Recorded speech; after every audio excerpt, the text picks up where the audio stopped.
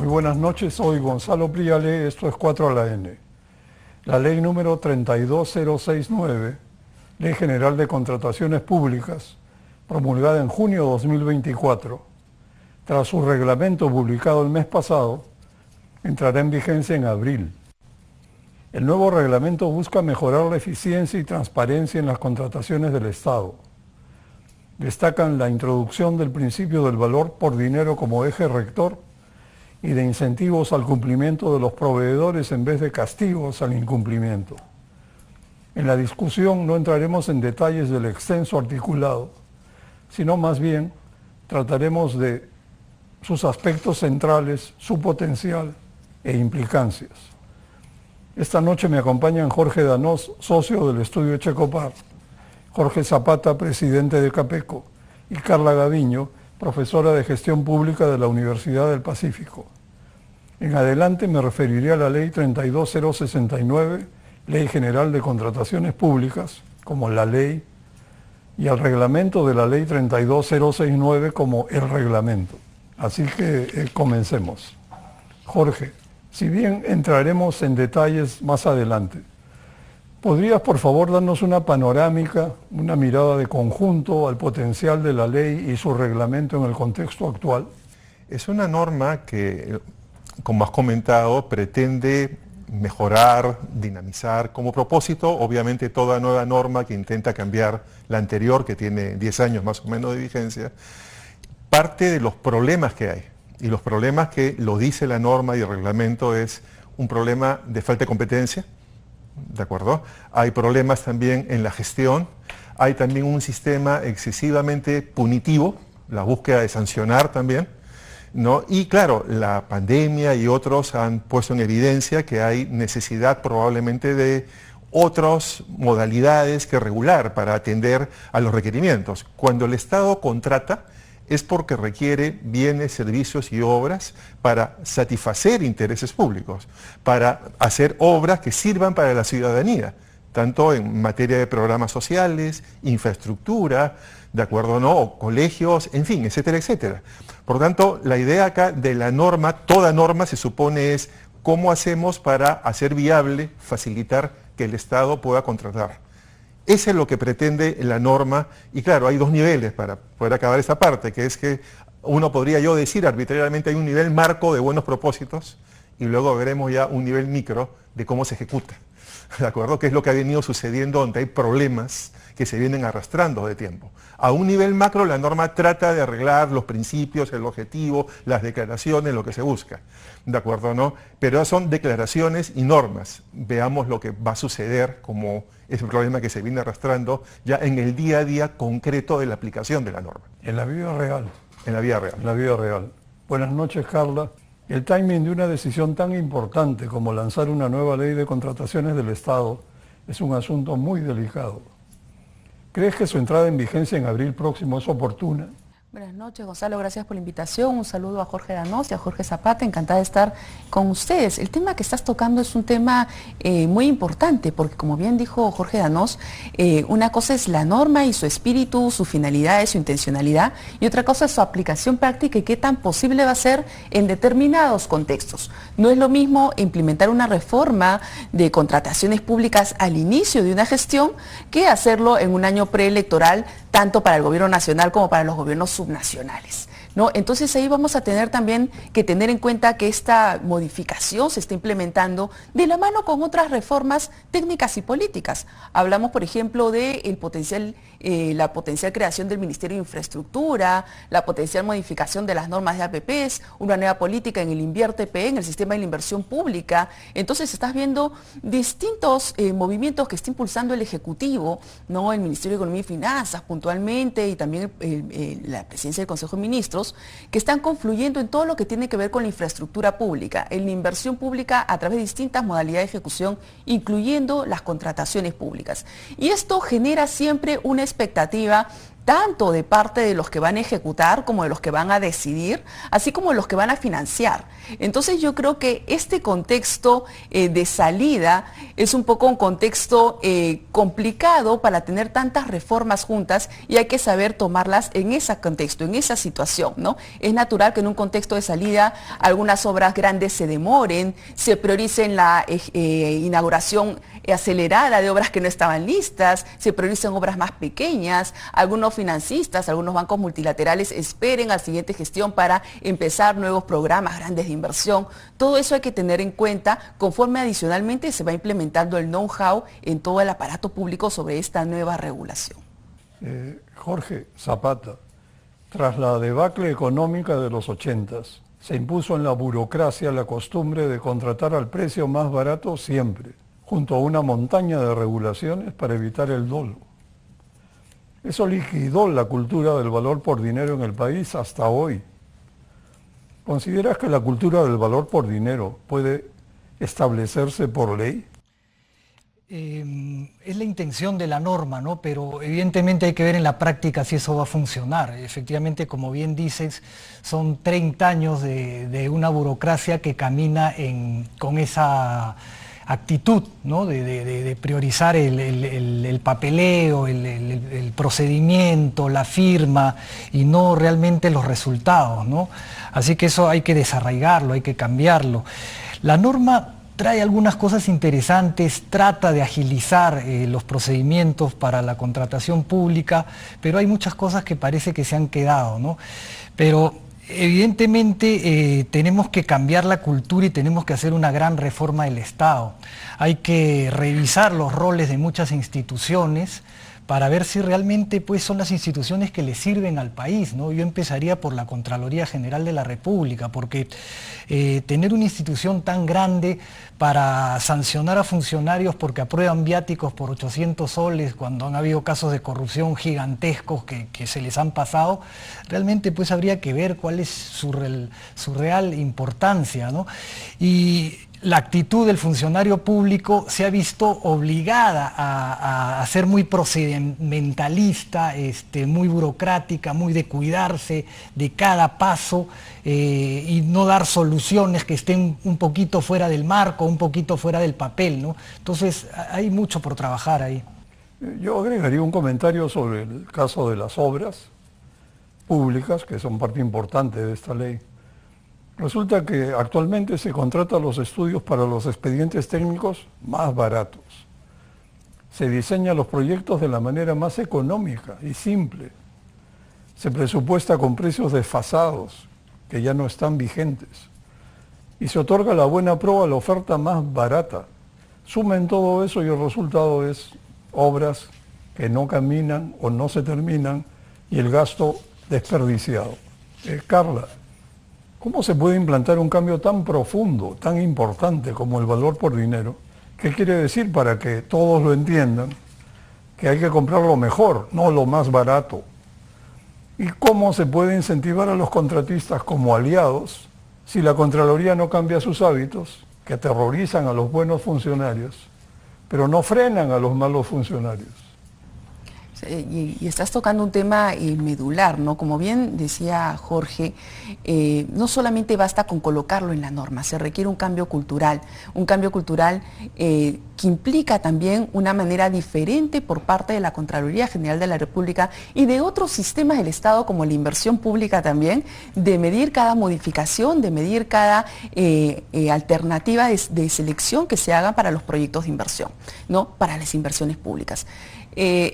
Sin irnos muy lejos, con la norma que está vigente hoy en día, por ejemplo, se establece en el reglamento que se pueden colocar factores de selección adicionales como una recomendación. Cuando yo converso con los distintos funcionarios, ¿por qué no incluyen esos factores adicionales? Me dicen, porque si coloco un factor adicional para dar la buena pro distinto al precio más barato, la Contraloría me va a decir que estoy haciendo un tema subjetivo. Me va a decir que por qué apliqué este y por qué no otro, y por qué en este otro proceso de selección parecido no utilicé el mismo, ¿no? Entonces o años pasados, ¿por qué no los utilicé? Me empiezo a generar problemas, entonces esto desalienta. Lo importante es que esta práctica que está detectada, al momento que se quiere introducir ya, que entre en vigencia en abril esta nueva regulación, no vayamos a trasladar la misma actitud hacia el tema del valor por dinero, que al ser un concepto de gestión pública más que de derecho, probablemente vaya a costar ser un poco más interiorizado por parte de los distintos funcionarios, ¿no? Entonces yo creo que hay un tema de ver cómo orientar a la Contraloría a que nos fijemos más en el valor social, ¿no? El interés público del proyecto, y esto también tiene que ir de la mano con, si me permites, con la inversión pública, porque no nos olvidemos que en el marco del INVIERTE-P, del sistema de las inversiones públicas, tú eliges la alternativa de solución y tomas en cuenta precios también para elegir la alternativa. Esto tiene que compatibilizarse con la nueva norma de contrataciones públicas para que vaya de la mano un tema más de el valor social, de generar el mayor valor público, antes que un tema de la disminución del precio puntual en la alternativa que se está optando. Es muy importante esto del valor por dinero. Por ejemplo, recuerdo que en Nueva Zelanda el siglo pasado, alrededor de los 80, tuvieron una crisis enorme y el país hizo un acto de fe, cambió de carácter y con una constitución revisada instauraron el principio de valor por dinero y lo cumplieron y ahora son un gran país. Así que Jorge, quería profundizar un poco sobre este tema que es tan importante. En el fondo también se necesita credibilidad, pero en el país tenemos dobles estándares por varios lados. En el Congreso se toleran, por ejemplo, no se fiscalizan las malas prácticas y se dictan leyes de impunidad. Por otra parte, habrá que ver si, paradójicamente, la corrupción y la Contraloría permitirán que este nuevo enfoque prospere. ¿Crees que se podrá hacer prevalecer la calidad sobre el precio? En el texto, la norma establece una serie de mecanismos, además de la consagración como principio, como señalas. Por ejemplo, otra vez se apuesta por la profesionalización, en buena cuenta la especialización de los compradores públicos. Hay una norma singular que por primera vez he visto, que es que también se busca de premiar, incluso económicamente al final del año, a los evaluadores, a los que participan en los comités de selección, de evaluación. Está todavía enunciado, ¿de acuerdo? ¿No? Pero hay, de alguna manera u otra, evitar ese fenómeno que ya cada vez se ha difundido más. Incluso el Tribunal Constitucional Peruano acaba de emitir una sentencia donde habla del problema de la administración defensiva, de la burocracia defensiva, precisamente por lo que se ha dicho, del tema de control, de fiscalía, que en muchos casos en verdad no está buscando cómo ataco a la corrupción, sino cómo evidencio o trato de evidenciar desde mi perspectiva como titular de alguna entidad resultados mediante sanciono más y genero prácticas absolutamente contrarias, formalistas, procedimentalistas, donde no interesa en buena cuenta el resultado. Ese es otro tema que la norma en sus declaraciones busca, dice, queremos gestión por resultados. Queremos, en segundo lugar, luego del principio que señalas, eficacia, porque obviamente el Estado necesita cumplir, necesita no haber las 3.000 y pico obras paralizadas por 37.000 y pico millones de soles que estén paralizados, es decir, que el Estado cumpla su rol en beneficio de los ciudadanos. Entonces, todo esto exige, como han dicho muy bien Carla y mi tocayo Jorge, ¿verdad?, un cambio cultural que no parte solo de los funcionarios, sino parte de entidades que también tienen influencia y que han venido afectando negativamente, claro está, la cultura de contrataciones, es decir, la práctica de contrataciones, que ha pasado de ser un proceso que debería ser logístico, que el Estado cuente con los medios para cumplir sus roles, a ser un proceso formalista, ¿de acuerdo?, ¿no?, donde el funcionario viva el miedo. Por tanto, ahí creo que la norma apuesta. Veamos qué va a ocurrir en la práctica y si realmente también la Dirección General de Abastecimiento, que ahora ha asumido ya más claramente el rol de organismo rector, cuyas opiniones son vinculantes para todos, incluso para la nueva OES y para todas las demás entidades, puede apuntalar hacia aquello. ¿De acuerdo, no? Y evitar que continúe esta política de los últimos años excesivamente punitiva. Dije al comienzo de proveedores, no, pero también respecto al funcionario. ¿De acuerdo, no? Al funcionario es así y por ende pues tenemos trabado el régimen, ¿no? Eso le podría comentar. Carla, ¿y a ti te parece un cambio interesante de la Dirección General de Abastecimiento del MEF como nuevo ente rector? Es un tema que estaba pendiente desde que en el 2018 se creó la Dirección General de Abastecimiento Público en el marco de lo que ya desde 10 años antes o más te decía la Ley Orgánica del Poder Ejecutivo. Tenía que crearse esta dirección y se creó. Su decreto legislativo de creación del Sistema Nacional de Abastecimiento que crea la DGA, la Dirección General de Abastecimiento, dice que es el ente la máxima autoridad técnico-normativa, el ente rector del sistema de abastecimiento que incluye a las contrataciones públicas. El tema es que OCE seguía siendo el que a través de sus pronunciamientos aclaraba las consultas sobre cómo aplicar la ley y el reglamento de contrataciones del Estado. Ahora, en el marco de este nuevo régimen de las contrataciones públicas, si bien OCE puede seguir opinando, se dice con claridad que es la Dirección General de Abastecimiento, o sea, el Ministerio de Economía y Finanzas, el que tiene la última palabra como rector. Se está enmarcando en lo que dice la Ley Orgánica del Poder Ejecutivo, pero tengamos en cuenta nuevamente, ¿no?, que es un cambio más dentro de la estructura de gobernanza. Le estás dando la facultad de dirimir, de determinar, de aclarar cómo se aplica esta norma a una nueva dirección, a la DGA, ¿no?, que acaba de cambiar de equipos en el marco de los cambios que estamos viendo coyunturalmente. Y adicionalmente a cada entidad pública le estás dando más funciones en distintas dependencias, a las secretarías generales, a las gerencias municipales, que antes no tenían. Les estás dando distintas tareas. Entonces la gobernabilidad, quiénes son los actores de las contrataciones públicas, se está modificando, y eso nos va también a sumar un tiempo de aprendizaje conjunto entre que la DGA va aclarando las preguntas y en que los nuevos actores van desarrollando estas sinergias y este comprendimiento. Probablemente hay un déficit de personas calificadas, ¿no? Si antes tenían tareas y no eran necesariamente muy eficaces, ahora con más encargos no va a ser mejor la situación. Es lo que se suele decir, ¿no? Con los mismos ingredientes no puedes tener mejores resultados. Jorge, el gasto en obras se mide por la ejecución financiera. No se sigue el avance físico de las obras, ni se conoce sobre la calidad del servicio una vez terminadas las obras. El 2024 se gastaron 50.000 millones de soles, nada menos, y la mayor parte de las obras están a cargo de gobiernos subnacionales. El modo saqueo suena duro, pero hay que decirlo, parece instalado e impune. Muchas obras no se terminan y quedan abandonadas a nivel de gobiernos subnacionales. Las brechas no se reducen y la población está frustrada. ¿Tú crees que el nuevo reglamento servirá para frenar esto?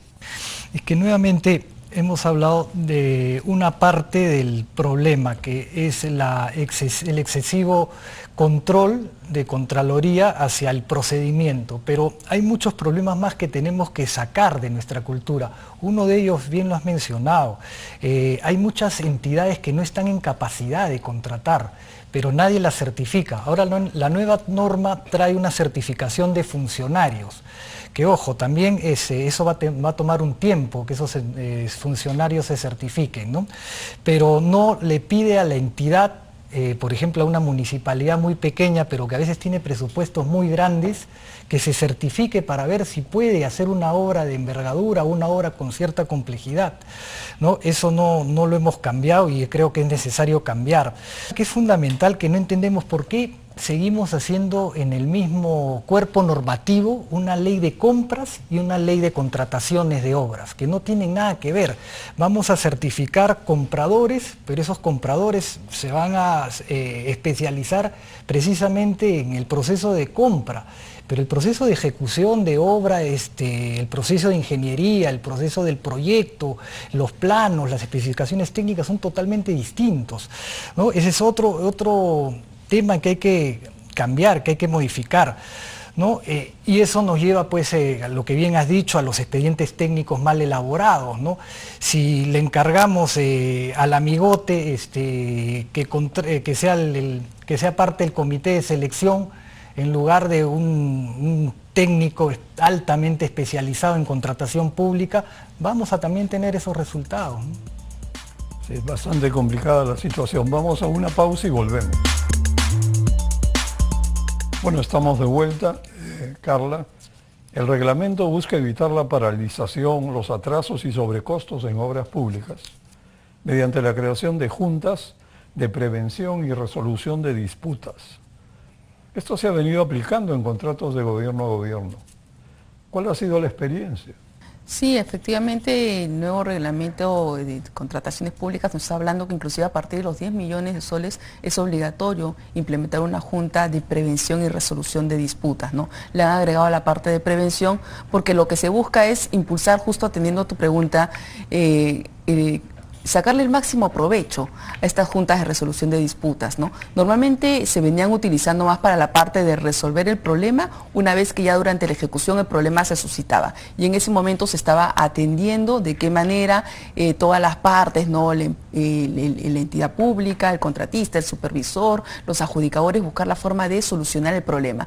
Pero también las juntas de prevención de disputas, como ahora su nombre lo dice, al momento que incluye el tema de la prevención, también pueden, siempre han podido y se busca fortalecer que desde el inicio se conformen para acompañar la ejecución de la obra y no esperar a que salte el problema para recién ponerse a ver de qué manera solucionarlo, sino tener inclusive rutas de acción en caso se presenten o surjan ciertos problemas y conocer el proyecto desde antes. Entonces, me parece positivo que se busque trasladar esa experiencia a lo que es la obra pública. Sin duda creo que esto va a tener también que requerir, como todo cambio que estamos conversando, un tema de maduración de mercado para poder encontrar, ¿verdad?, disponibilidad para tener DAPs o juntas de prevención y resolución de disputas a lo largo del país, que no estén tanto en una sola localidad, en un solo departamento. Entonces yo creo que esto va a ir madurando el mercado con el tiempo, pero sí me parece una opción importante. Y aprovechando tu pregunta, en el momento que estás hablando de que se está buscando mecanismos para acelerar la ejecución o buscar de que no se entrampen los proyectos de la mano con lo que decía Jorge, yo quiero traer a colación que la norma nos habla de que inclusive se pueden premiar aquellos casos donde se están ejecutando de forma más pronta las prestaciones y terminando antes la obra, que es una cosa interesante que se quiera implementar, pero me parece y yo recomendaría tener en cuenta que se haga siempre teniendo en cuenta o buscando evitar que se genere una cierta práctica que tenemos lamentablemente en el mundo de la obra pública, que es me apuro, le bajo el costo, pero lo hago de mala calidad. Entonces, que esa reducción de tiempos y reducción de costos de la obra no sea a coste de la calidad. Jorge, ¿quisieras comentar algo sobre estas juntas de resolución de disputas y también los nuevos contratos colaborativos que se supone se van a utilizar? Sí, definitivamente es una buena propuesta la Junta de Prevención y Resolución de Disputas. Además funcionan a nivel mundial en estos contratos. Claro, es una práctica. Contratos FIDIS y han funcionado bien en alguna oportunidad, en varias oportunidades, ¿no? Ahora tenemos la suficiente cantidad de adjudicadores, es una cosa que hay que empezar a prever, ¿no? Para tener, como bien dices, en todos los rincones del país adjudicadores de calidad para que no se detengan las obras, ¿no? Es importante, yo creo que estamos dando pasos, vamos avanzando hacia un sistema de contratación pública que tiene que ser mucho mejor y, como lo hemos dicho, involucra muchos otros aspectos, pero hay cosas que hay que rescatar para ya dejar en el pasado cosas que no tenían ningún sentido, ¿no? Hay que darle mucha fuerza al valor por dinero, hay que concientizar no solo a las entidades, sino a los órganos de control, a todos los funcionarios, de que esa es la forma de hacer las cosas. Hay que adjudicar proyectos integrales con mantenimiento, es decir, que no se acabe en la entrega de la obra, porque eso va a hacer que el contratista pues le ponga mayor calidad a la obra, ¿no? Si él se va a encargar del mantenimiento posterior, tiene que hacerlo de buena calidad. Entonces, hay una serie de cosas que hay que implementar, pero creo que estamos dando algunos pasos positivos. Qué bueno. Jorge Danós, ¿cómo encaja el uso generalizado de la administración directa de obras locales por los alcaldes en el contexto de la nueva ley de contrataciones, que incluye herramientas como el fast track o vía rápida? La administración directa de obras es el más rápido fast track posible, pero es un desastre, pues escapa a los controles. Es una carta blanca para componentes de corrupción y, sin embargo, parece que va a quedar fortalecido con la nueva ley. ¿Qué opinas de esto? Creo que todos conocemos los malos resultados que ha tenido el tema de administración directa y me parece que un alto porcentaje de las obras paralizadas son por administración directa. ¿De acuerdo? Con lo cual ahí tenemos la prueba precisamente que como das a entender, no es la mejor solución, no es la mejor práctica que se hace, y en muchos de esos casos lo hacen simplemente por otro tipo de interés, no porque haya necesariamente sea lo más eficaz, sea lo más rápido, ¿de acuerdo? ¿No? O lo que genere más beneficios.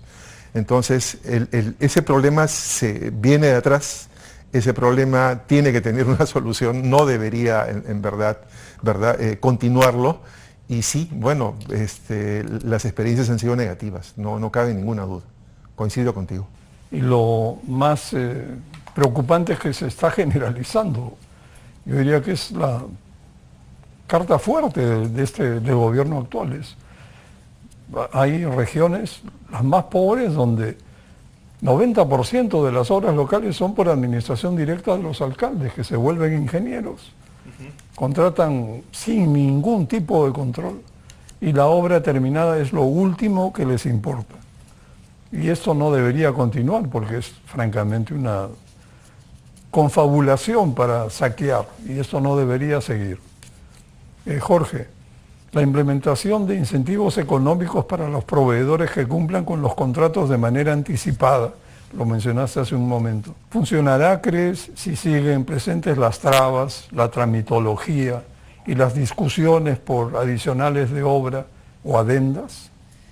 Sí, bueno, hay que tocar un tema que es fundamental, que ya lo has adelantado, ¿no? Que es la corrupción.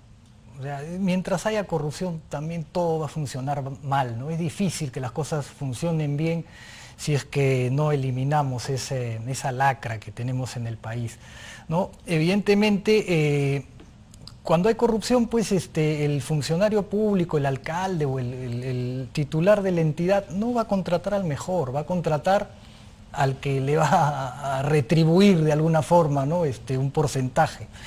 Y entonces obviamente no va a haber la mejor calidad, ¿no? Entonces todo esto tiene que enmarcarse en esto, en un cambio absoluto en la mentalidad de los funcionarios, pero además también en revisar nuestro ordenamiento político nacional, ¿no? Tener más de 2.000 entidades a nivel nacional, más de 2.500, porque 2.000 son municipios distritales, ¿no? 200 municipios provinciales, más los organismos descentralizados del gobierno central. Es un despropósito, ¿no? Y ahí vienen pues las adjudicaciones por administración, las obras por administración, que son una puerta abierta para la corrupción, también hay que decirlo directamente, ¿no? Entonces tenemos varios paradigmas instalados, malos paradigmas, pésimos paradigmas, que son ese excesivo control burocrático, pero al procedimentalismo, la corrupción, por supuesto, la falta de capacidad, la falta de meritocracia. Entonces, mientras no ataquemos todo ese conjunto, no vamos a poder funcionar bien. Yo dije en el bloque anterior que estábamos dando algunos pasos con la Junta de Resolución de Disputas, con esto de valor por dinero, pero son pasos incipientes. Hay que seguir apostando a que tenemos que hacer un cambio sustancial en nuestro sistema de contratación pública. Así es. Carla, ¿qué te parece el sistema de estrellas o estrellitas que está prevista en el reglamento, otorgadas a los proveedores de mejor desempeño? ¿Existiría el peligro de que se genere un mercado secundario de estrellas? Sí, efectivamente, un sistema de estrellitas, es como lo viene explicando el Ministerio de Economía, ¿no? Tiene una finalidad de hacer un cambio y eso yo creo que es positivo, o sea, la intencionalidad de explorar una solución distinta a que siempre gane el postor que te cumple un perfil mínimo que todos cumplen, pero que te oferta más barato, ¿no? Tiene una intencionalidad de premiar a aquel que venga teniendo un buen desempeño. El tema efectivamente, yo creo que hay dos cosas que tener en cuenta, ¿no? Uno, de qué manera es que esto no afecte el ingreso al mercado de nuevos competidores. Y dos, de qué manera se garantice la transparencia en la entrega de estas estrellitas para que finalmente, y de qué manera se están asignando de forma con criterios homogéneos, estándares, comparables, ¿no? Yo creo que ahí vamos a tener que todavía esperar a ver las directivas que ha anunciado el reglamento que va a sacar la DGA para poder entender de todo cómo se van a entregar, a colocar, con qué criterios estas estrellitas. Pero caso contrario, si es que no se tienen las precauciones adecuadas, creo que lo último que quisiéramos es que pasar de club de obra obras a club de ponme la estrellita para acceder a las obras, ¿no? Entonces yo creo que eso es un tema que no podemos dejar de lado. Y nuevamente también tocar el tema inicial, ¿no? De acuerdo a lo que está en el reglamento, el que tiene más estrellitas puede acceder a los procesos más grandes. Y entonces si eres una nueva empresa que quiere entrar a competir, no puedes acceder a los procesos más grandes, a las licitaciones, tienes que ir a las obras más pequeñas. Ahí creo que habría que darle una pensada un poco adicional de qué manera podría ser desalentador, ¿no?, para la competencia. Además, se imaginan lo atractivo que va a ser conseguir estrellitas a cualquier precio. Eso no es muy prometedor. Sin embargo, subsisten otros tipos de problemas y quería conversarlos con Jorge Danós.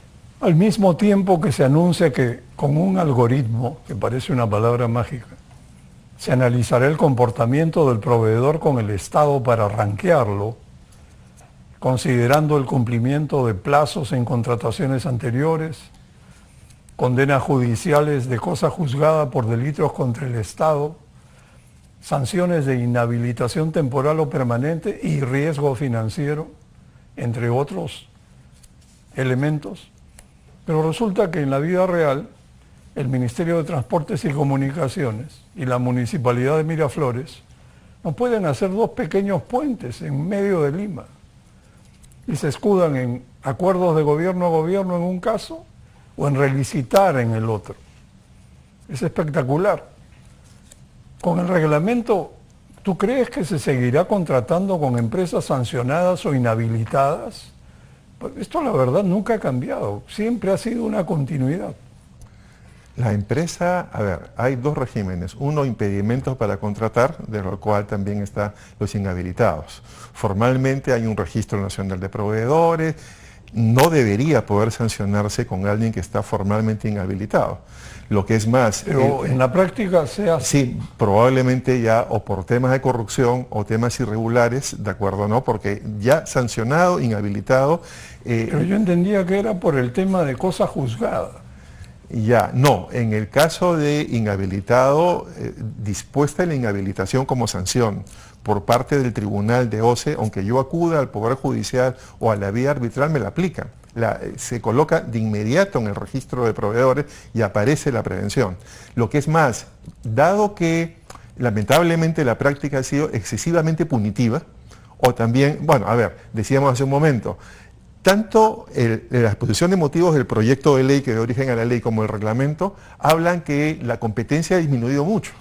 Muchas incompatibilidades, muchas sanciones de inhabilitación.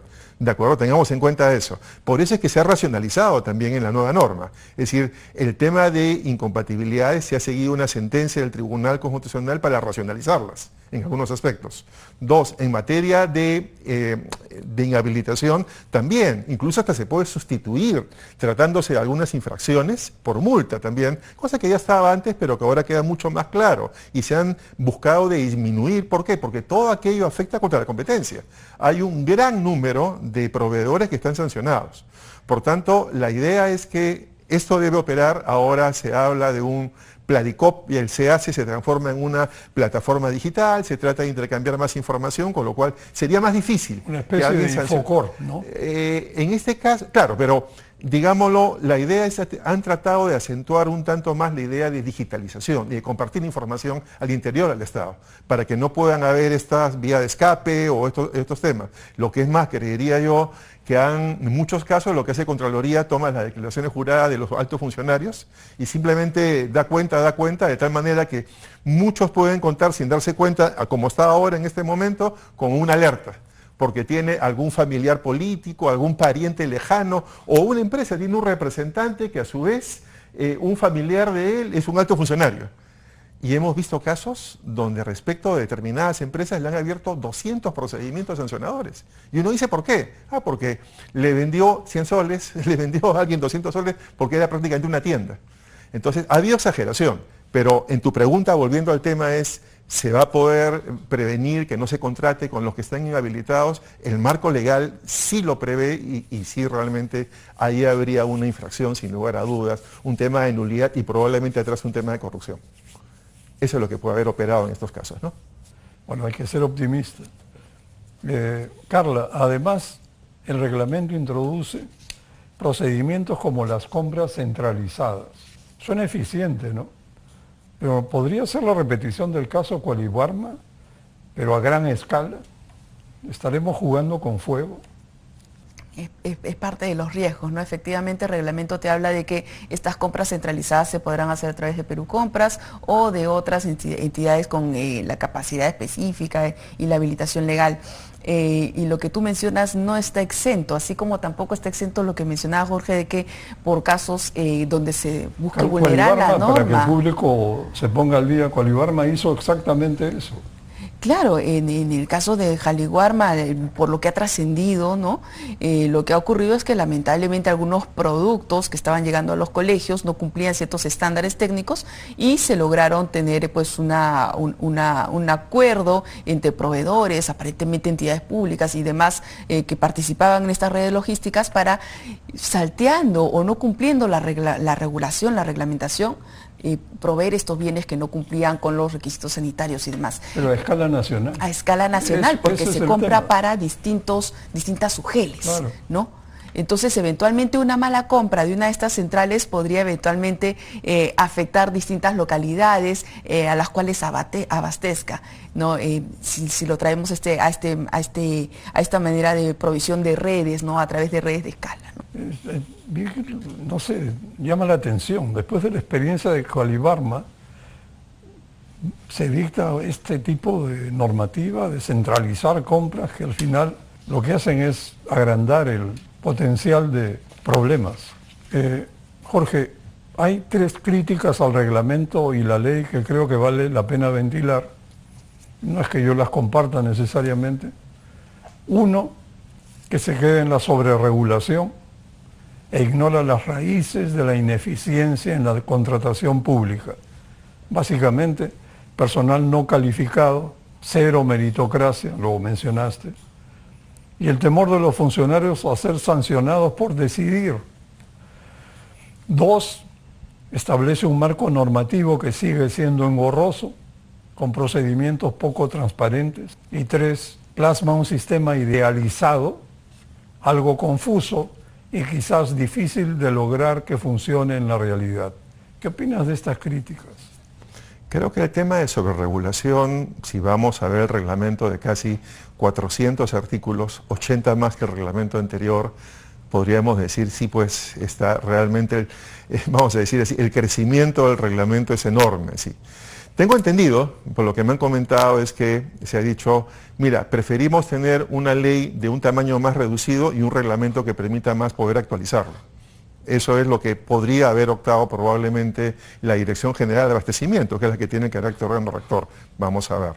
2, hay temas que hemos venido conversando, temas estructurales, temas de contexto, como se ha dicho, que obviamente el reglamento no va a cambiar, que tienen que ver los otros actores. El reglamento apuesta por el tema de mejorar el componente humano, apuesta, ¿verdad? Este tema de la profesionalización, de la certificación en el tiempo, de premiar también a los buenos evaluadores, ¿de acuerdo, no? Apuesta por establecer una norma que los defienda cuando van a tener que adoptar decisiones en casos concretos, ¿de acuerdo, no? Estos principios, valor por dinero, respecto de, en buena cuenta, la incomprensión por parte de la Contraloría, ¿de acuerdo, no? Como hemos venido diciendo, y otras entidades también, como la misma Fiscalía y la Procuraduría, ¿de acuerdo, no?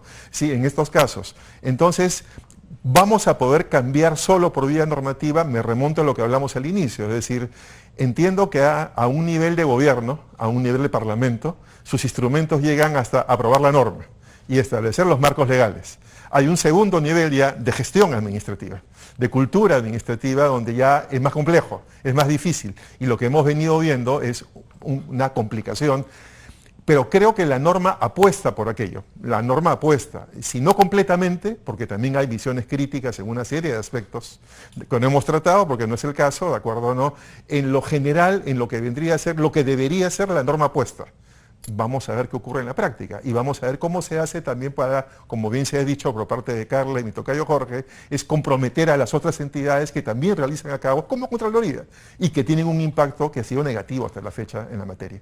Este es el tema, ese es el reto también a asumirlo, ¿de acuerdo, no? Y por parte de lo que vendría a ser las intenciones y lo que vendría a ser finalmente el resultado y la realidad, ¿no? Bueno, vamos a una pausa y regresamos.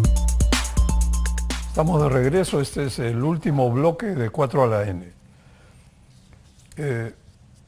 Jorge, con la ley que va a entrar en vigencia, la OCE, Organismo Supervisor de las Contrataciones del Estado, se convierte en OECE, tal como sucedió con la Autoridad para la Reconstrucción con Cambio, luego ANIN, luego Ministerio de Infraestructura.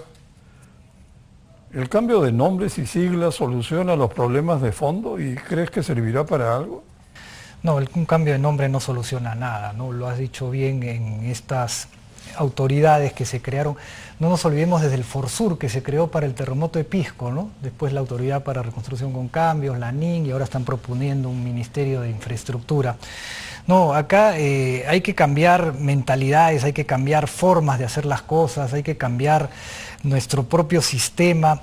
Tenemos un gran problema también, no tenemos contratistas. Bien lo ha dicho mi tocayo, este exceso sancionador ha hecho que no tengamos contratistas y hemos traído una cantidad de empresas chinas que no han venido de ninguna manera a hacer las cosas mejor, las están haciendo peor, ¿no? Entonces, esta cantidad de entidades contratantes, si como bien lo has dicho, la Municipalidad de Miraflores, una de las municipalidades más ricas del país, probablemente no puede hacer un puente.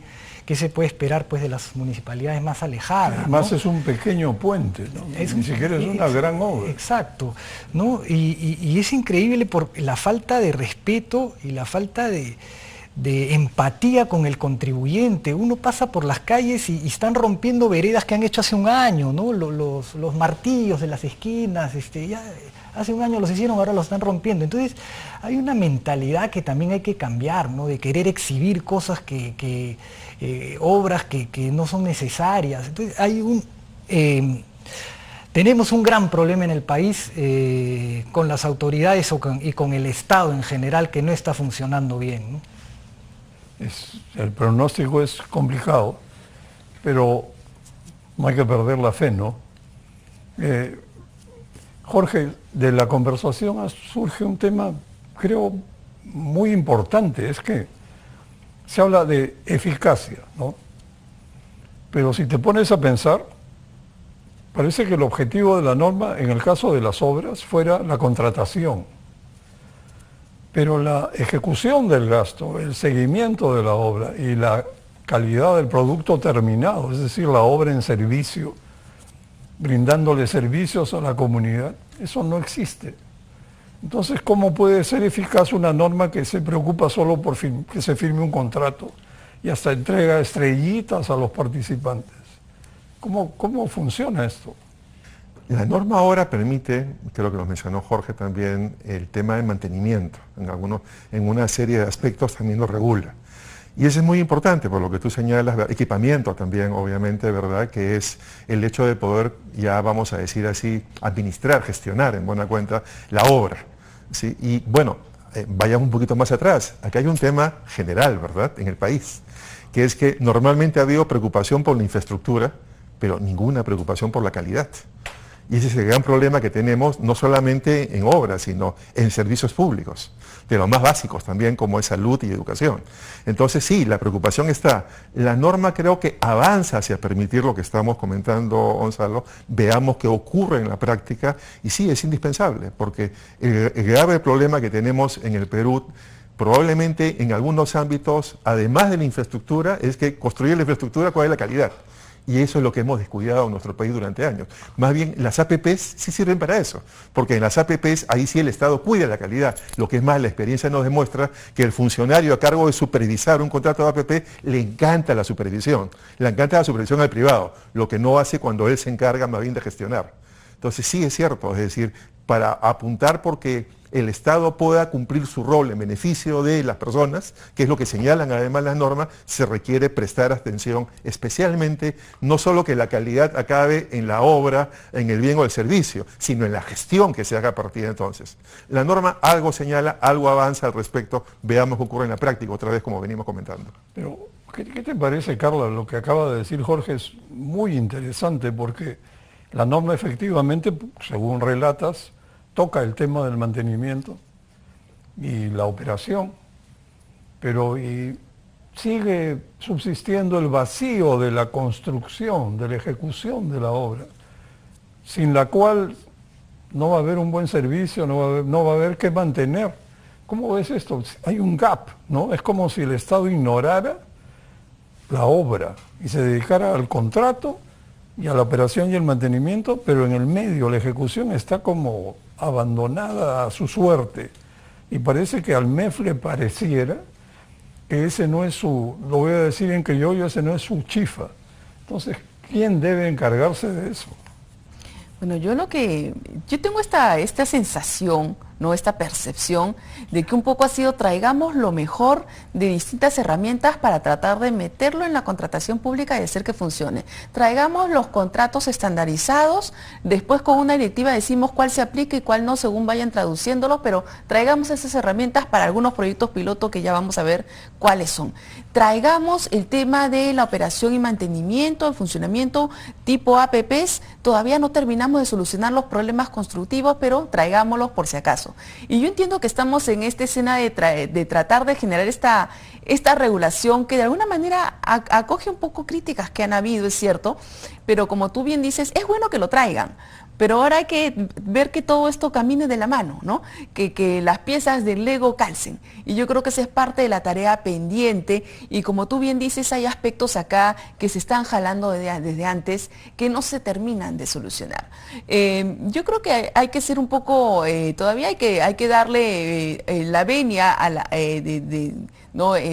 A la norma de demostrar hasta dónde puede llegar como está y qué tanto va a tener que tener ajustes. Acaba de salir una fe de ratas que prácticamente parece una modificatoria del reglamento. Entonces, no me sorprendería que sigamos teniendo muy más... extensa. Bastante extensa y son muchos artículos. ¿Y la llaman fe de ratas?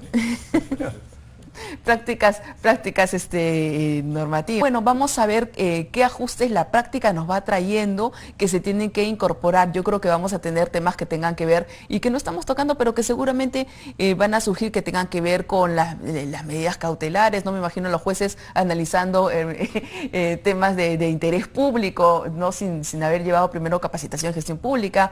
Vamos a tener que hablar, por ejemplo, temas de garantías. Hay una modificación ahí, entre otros aspectos más. Y sin duda todo esto va de la mano con buscar solucionar problemas durante la ejecución, como tú bien estás señalando, que todavía están pendientes y que se tienen que abordar. Finalmente, para que esta norma funcione, yo creo que va a ser muy importante que entre servir o entre alguien que apoye a capacitar, no solamente el OCE, a las distintas entidades públicas, que como bien nos dijo Jorge Zapata, son muchísimas y realmente muchas de ellas lamentablemente van a estar el próximo año o este año con gestión de salida adicionalmente, y yo creo que ese es un factor que vamos a tener que tomar en cuenta, ¿no? Jorge, ¿qué quisieras agregar a este tema de las obras públicas? Sí, bueno, coincido plenamente con Carla de que tenemos que fortalecer servir. O sea, si no empezamos a tener funcionarios públicos de calidad, la norma no va a poder cambiar mucho. Bien lo dijo mi tocayo, la norma tiene un espacio, tiene un punto hasta donde puede llegar. Más allá de eso, no va a poder abarcar, porque si no tenemos calidad de funcionarios no cambiamos las cosas, ¿no? Creo que la norma es mejor que la anterior, definitivamente incorpora cosas importantes, cosas buenas, pero hay que hacer mucho más. Esta es una tarea titánica. Bueno, estamos por terminar el programa y yo quería pedirles ahora que cada uno en un par de minutos, cada uno nos diga sus palabras finales. Jorge, por favor. Creo que en los últimos 20 y tantos años, las normas de contrataciones que se han sucedido en el tiempo han tenido problemas que hace un momento tú señalabas, ¿verdad? Sobre regulación. ¿De qué año fue la anterior? La anterior de hace unos 10 años más o menos, me parece, estoy hablando del 2014, 2015. Ah, no es tan antigua entonces. No, pero ha habido toda una sucesión. Realmente el cambio que hace lo que comentaba hace un momento mi tocayo, de incorporar a esta normativa el tema de obras públicas, por ejemplo, data de la década de los 90, porque antes había normas distintas para bienes y servicios, para obras y para consultoría. ¿Y crees que deberían separarse los temas? Yo tengo las dudas, realmente debo confesar, porque entiendo que acá hay temas comunes, pero en verdad si voy a ver también la cantidad de normas reglamentarias sobre obras, es un alto porcentaje. de acuerdo en la parte que tú decías de contratación, de ejecución de obras. Por tanto, es verdad, hay un tema especial. No estoy seguro si ya es el momento de poder separarlos y hacer dos normas, porque data de la década de los 90 cuando se modernizó el régimen. Pero vuelvo al tema central para no dilatar, y es que sí, hay una serie de problemas que se han ido sumando, como comentabas tú, de sobreregulación, una cultura administrativa distorsionada, ¿verdad? Y la pérdida del norte, porque lo que hay es una procedimentalización, una formalización, y no necesariamente el cómo hago para que el Estado pueda contar con los bienes, servicios y obras que requiere para cumplir sus funciones. Entonces, la lógica es que siempre tratamos de hacerlo, siempre tenemos problemas en el camino y vamos a ver lo que ocurra en el contexto que muy bien también ha dicho Carla, que no es el más favorable para que pueda haber la cantidad de reformas estatales que se requiere para que el Estado funcione, entre esos en estos temas, ¿no? Y no se sigan produciendo los problemas que conocemos de obras paralizadas, de el obras Estado abandonadas. obras abandonadas, ¿de acuerdo? ¿No? Y esto no continúe y más bien el Estado pueda operar, pero son varios aspectos, no solamente esta norma, en verdad. Carla, por favor. Sí, yo creo dos temas chiquitos, ¿no? El primero, tener las expectativas claras sobre esta norma. No esperemos que esta o cualquier norma nos solucionemos las obras paralizadas, las obras abandonadas, los entrampamientos con las licencias municipales. No esperemos encontrar en un texto normativo la solución a problemas de gestión pública y que requieren articulación y gestión que excede este cuerpo normativo. Tiene que apuntar en eso, pero tiene que coordinar con toda la demás normatividad, con todas las demás entidades públicas que participan de todos estos procesos, procedimientos que se tienen que seguir a lo largo de los distintos sistemas del Estado y de las entidades públicas para poder lograr llevar a cabo una obra. No es solo contrataciones públicas, es importante, pero no es solo ello. Y mi segundo mensaje, hace poco sacaron un reportaje, ¿no? Con una data muy importante que salía del propio sistema de la OCE, que las entidades públicas en las áreas que tienen las contrataciones del Estado tienen que tener por lo menos personas que tengan una certificación OCE. Y la certificación tiene 3 niveles, básico, intermedio y alto. La mayoría de municipalidades y entidades públicas tenían una persona solamente con conocimiento básico. Entonces yo creo que este es parte del problema que tenemos. Nos cambian las normas, pero si nuestro conocimiento no va de la mano con este cambio, no se profundizan esas capacidades, yo creo que ahí vamos a estar en un tema delicado y serio. Entonces, fortalecer mucho al capital humano para poder aplicar adecuadamente esta norma. Muy bien. Jorge, por favor. Sí, a ver, es un conjunto de cosas, a que hemos tocado unas cuantas, pero me quedo con algunas esenciales, ¿no? Que además nosotros como Capeco lo propusimos. Hemos participado en buena medida en la redacción tanto de la ley como del reglamento, y algunas cosas han tomado en cuenta y otras no. Nosotros sugeríamos que los comités especiales no tengan que ser designados por el titular de pliego, sino que tengan que venir de una sociedad civil organizada, por ejemplo, a propuesta de las universidades, de los colegios profesionales.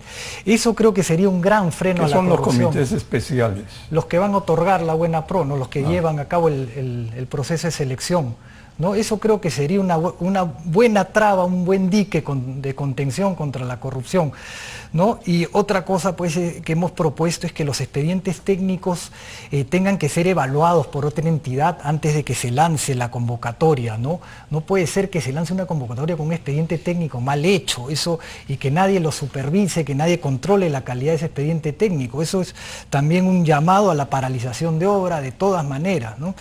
Y una serie de factores más. Pero sería un ente técnico que no existe ahora. No necesariamente. Si tenemos una municipalidad provincial que quiere ejecutar una obra, ¿por qué no el gobierno regional, o sea, el inmediato superior, revisa ese expediente técnico antes de que el provincial lance su licitación? Lo mismo con la distrital, que el de arriba lo revise, ¿no? O una entidad centralizada, pero alguien tiene que cerciorarse, porque es un crimen lanzarse a hacer obras si no se ha hecho un buen estudio, ¿no? Vas a paralizar la obra y eso le cuesta muchísimo al país. Efectivamente. Bueno, estamos ante problemas de larga data. Para terminar, yo quiero agradecerles a cada uno de ustedes, Jorge Zapata, Jorge Danós y Carla Gaviño, por sus importantísimos comentarios, y terminaría diciendo que creo profundamente que los problemas de gestión no se resuelven con nueva normativa, Sin embargo, alguna nueva normativa es necesaria. Y el problema que hay respecto a criticarla es que cuando es lanzada, podría parecer mezquino decir esto no sirve, no va a funcionar, etc. Porque lo lógico y humano es pensar que, bueno, hay que esperar a ver cómo resulta. Bueno, espero que en esta ocasión no terminemos frustrados y que esta ley sirva para lo que busca conseguir. Muy buenas noches. Gracias a ustedes.